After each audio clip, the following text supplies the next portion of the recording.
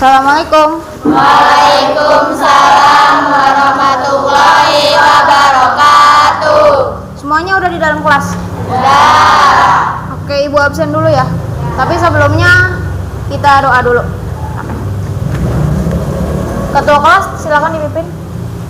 Duduk siap. Siap. Siap berdoa mulai.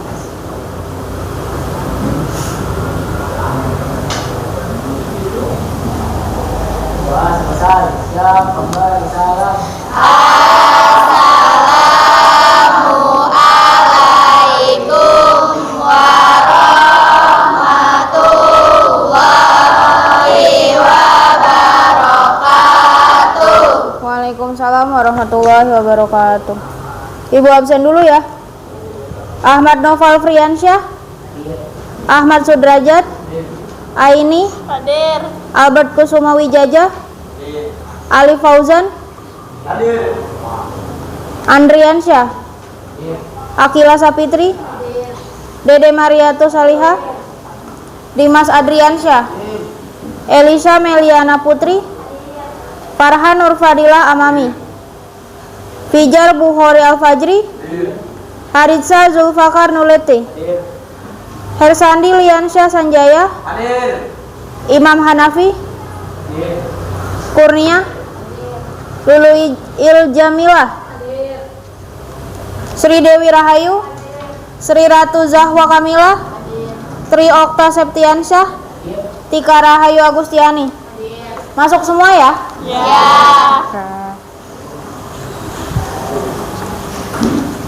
Kemarin kita udah belajar teks pidato persuasif. Hari ini kita mau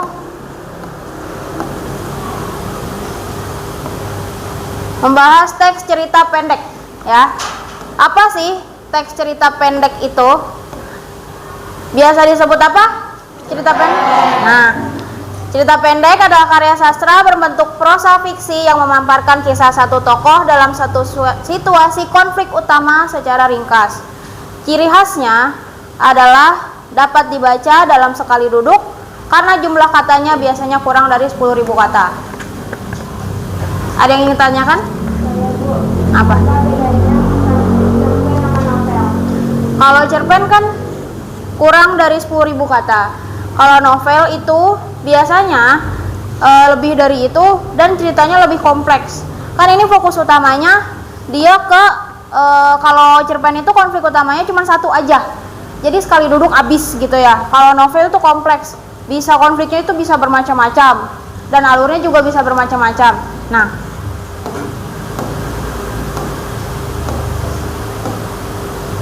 ringkas dan padatnya itu adalah fokus pada inti cerita tanpa deskripsi yang bertele-tele. Jadi nggak bertele-tele kayak tadi novel tadi ya. Kalau novel tuh bisa lebih berkembang lagi, lebih banyak lagi. Hanya memiliki satu jalan cerita dan satu puncak konflik. Biasanya cerpen itu bersifat fiktif ya. Hayalan saja, hanya bisa jadi cuman dari imajinasi seseorang ya.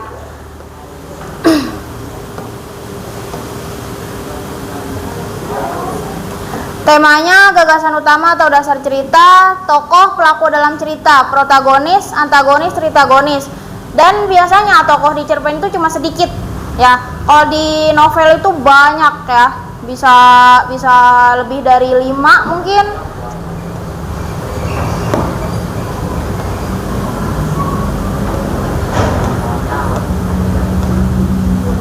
Latar cerpen bisa meliputi tempat, waktu, dan suasana terjadinya cerita. Alurnya itu maju, mundur, dan campuran. Kalau maju misal kayak Rafka bangun tidur, berangkat ke sekolah, menginjak kotoran misal. Nah, setelah menginjak kotoran, Rafka mencuci alas kaki Rafka misal kayak gitu. Jadi kejadian itu dari awal ke akhir. Kalau misalnya alurnya itu mundur, berarti Rafka udah menginjak kotoran gitu. Terus pokoknya alurnya mundur. Rafka menginjak kotoran, lalu dia kejadiannya setelah berangkat sekolah kayak gitu ya. Kalau campuran itu dia lebih ada maju ada maju mundur gitu ya, jadi kompleks juga.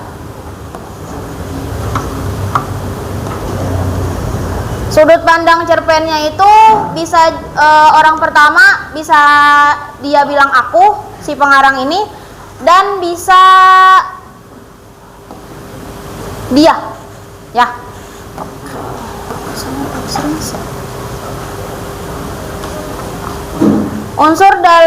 Unsur dari luar yang mempengaruhi isi cerita: latar belakang masyarakat, latar belakang penulis, nilai-nilai, moral, sosial, budaya.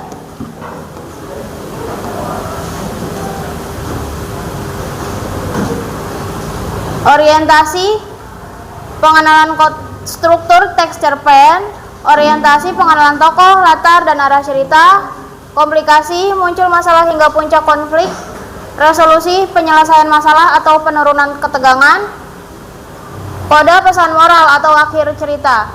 Biasanya kesimpulan atau pesan dan kesan di dalam ceritanya.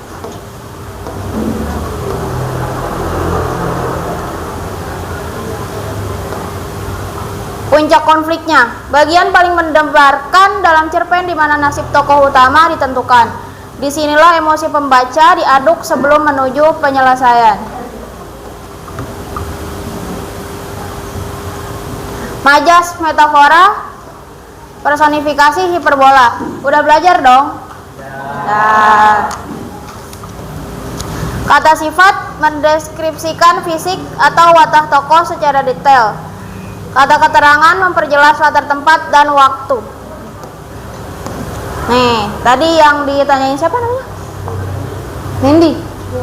Dede. Nah, ini perbandingan antara cerpen dan novel. Cerpen kurang dari 10.000 kata, novel bisa lebih dari 35.000 kata. Alurnya tunggal kalau cerpen, kalau novel itu alurnya kompleks dan bercabang. Waktu baca selesai sekali duduk, kalau novel butuh waktu berhari-hari. Konflik, satu konflik utama. Novel banyak konflik dan subkonflik. Nah, kalau misalnya kalian mau bikin cerpen, harus tentukan tema dulu dong. Yang kepikiran kalian tuh pengen bikin apa ya gitu. Pasti dari judul dulu. Nah, tentukan tema dan ide cerita. Menentukan tokoh dan karakternya, buat kerangka alur sederhana. Dari maju aja kalau mau belajar bikin cerpen ya. Oke, tentukan sudut pandang, terserah kamu mau menjadi pelaku. Kamu mau menjadi pelaku atau mau menjadi si penceritanya ya.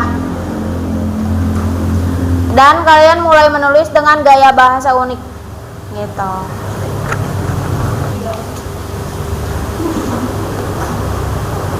Nah, setelah ini ada pertanyaan? Oke, baik. Berarti nanti kita bikin tugas kelompok lagi. Kalian per kelompok akan membuat cerpen ya. Temanya bebas ya. Temanya bebas, yang bisa dalamnya itu bisa ada hikmahnya gitu, kayak pesan moralnya apa gitu ya. Oke, nanti siapa tahu bisa kita jadiin bahan buat ikut lomba di kabupaten ya. Oke, cukup sampai di sini. Assalamualaikum warahmatullahi wabarakatuh. Waalaikumsalam.